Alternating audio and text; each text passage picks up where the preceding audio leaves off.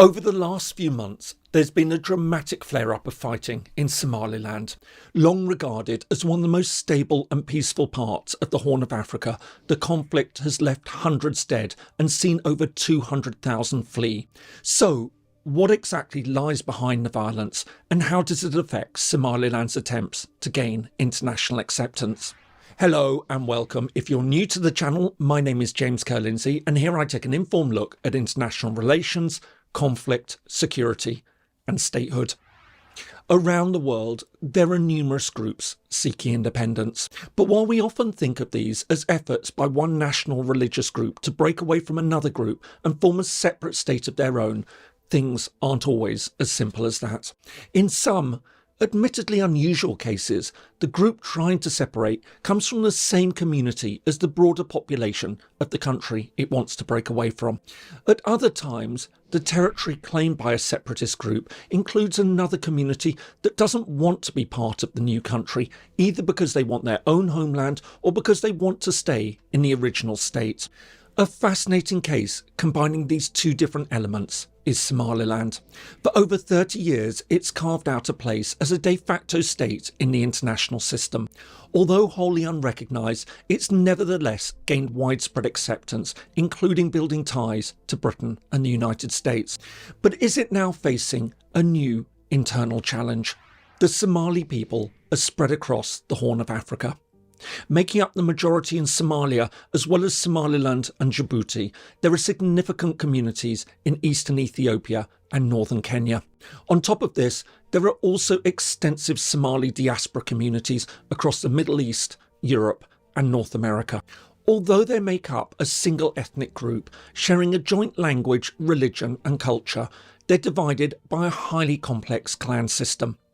This is centred on 5 main groups. The largest of these is the Darod, who form an arc from Kenya in the south through Ethiopia, Somaliland and up to the northern Somali region of Puntland. Then there are the Hawe in eastern Somalia, northern Kenya and southern Ethiopia, the Rahanweyn in central Somalia and the Dir in northern Somaliland and Djibouti. Finally, the Izak make up the majority in Somaliland. However, within these main clans, there are also many subclans and even subclans of subclans. For example, in the north, these include the Majaten, the Dubahante and the Vasangeli. As part of the Hati clan, a subclan of the Darod, these are the largest groups in northern Somalia and eastern Somaliland. And this helps to explain the current tensions. While the history of the Somali people stretches back into antiquity, they became one of the first non-Arab people to embrace Islam. As a result, even today, Somalis are almost wholly Sunni Muslims. But our story really starts in the 19th century with the arrival of European colonialism. This would see the areas inhabited by Somalis come under 3 imperial powers. In the north, France took control of what is today Djibouti. Britain ruled Somaliland and Kenya. Meanwhile, much of today's Somalia fell under Italian rule. This lasted until the start of decolonisation after the Second World War. On the 26th of June 1960, the British Somaliland Protectorate became independent. Just days later, on the 1st of July 1960, the Italian-administered Trust Territory of Somaliland also gained independence, and at this point the two parts merge to form the Somali Republic. Although the joint state was welcomed as a step towards the unification of the Somali people, problems quickly emerged.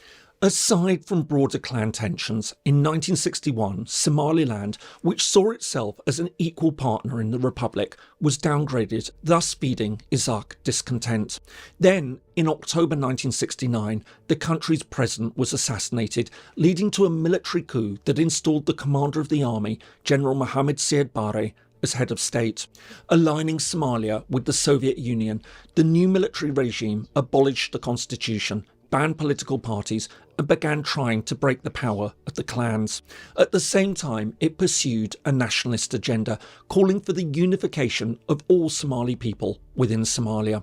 This came to a head in July 1977 when Somali forces invaded eastern Ethiopia. However, the Ogaden War, as it was known, was a disaster.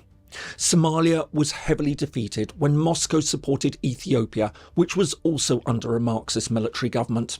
While Siad Barre now switched allegiance to the United States, the war undermined his power.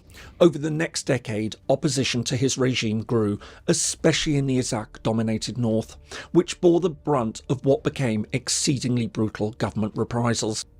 Despite this, in January 1991, Siad Barre was finally overthrown and fled the country.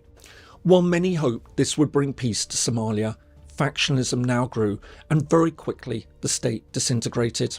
And it was at this point that Somaliland seized the opportunity to reclaim its statehood.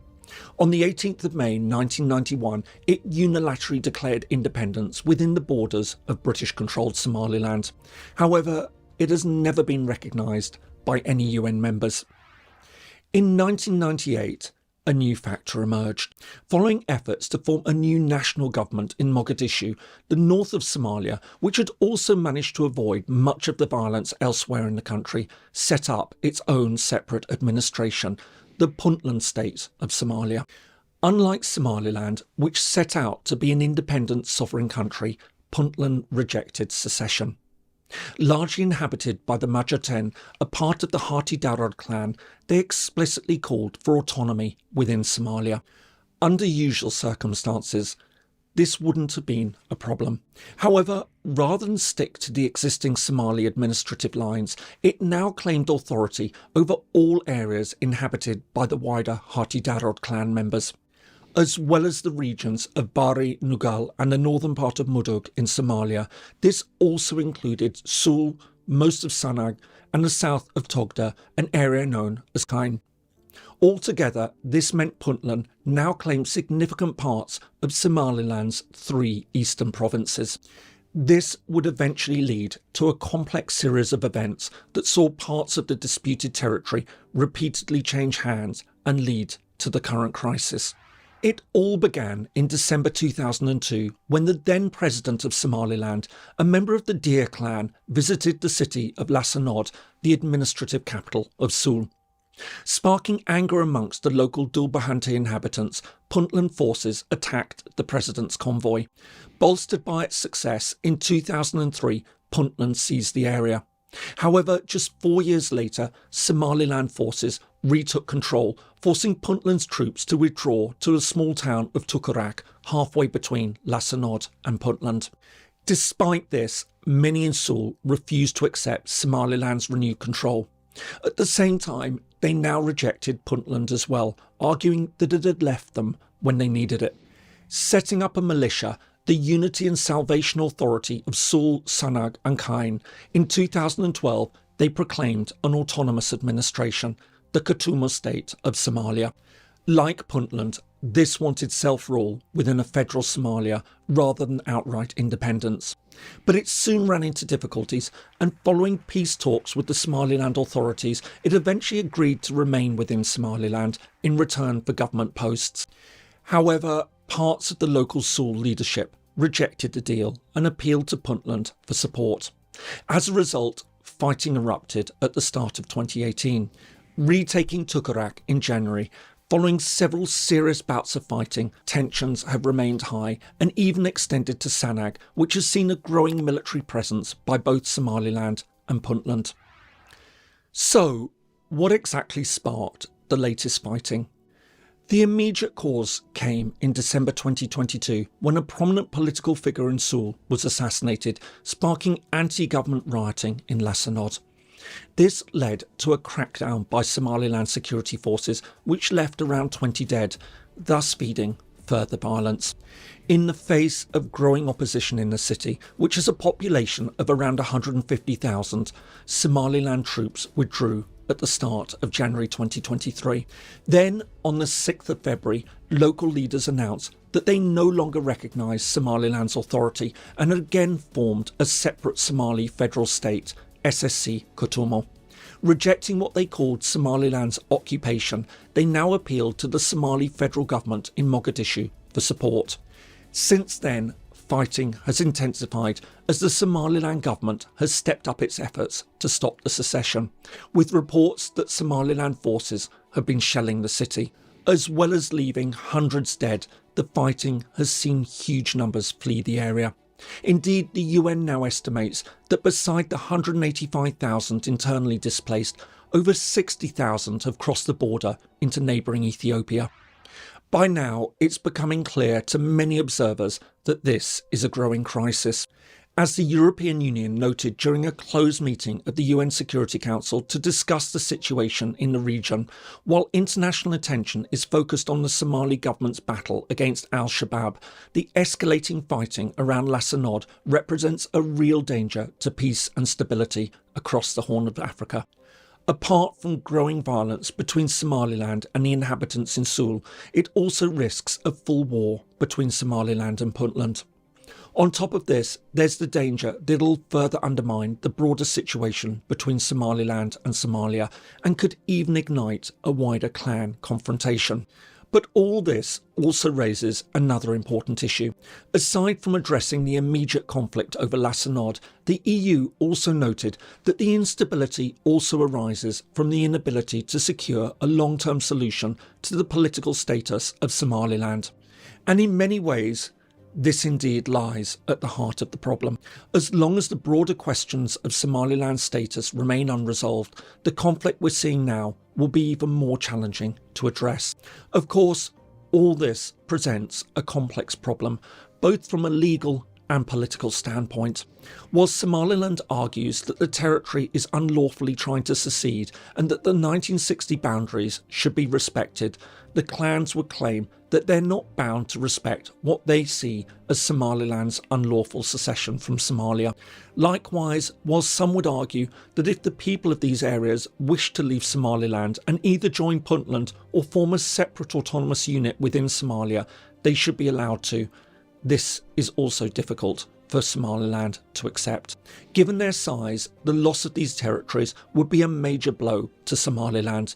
More to the point, the Somaliland government has no reason to discuss the issue for as long as Mogadishu continues to contest its status. In this sense, the fighting we're now seeing is intimately wrapped up in a much bigger problem that many, including the EU, now recognise needs to be addressed. Meanwhile, no matter how the situation develops, it nevertheless shows how secessionist conflicts can be far more complex than one ethno-national or religious group fighting another. Sometimes communities otherwise united by a single language, culture and religion can still wish to be apart. Before I go, I'd like to say a special thank you to the sponsor of today's video, the always brilliant World Politics Review. If you haven't seen their great subscription offer for channel viewers, please do check it out. I put a link just here and in the description below. In the meantime, if you'd like to see more from me, here's another video that you might find helpful. Thanks so much for watching, and see you in the next video.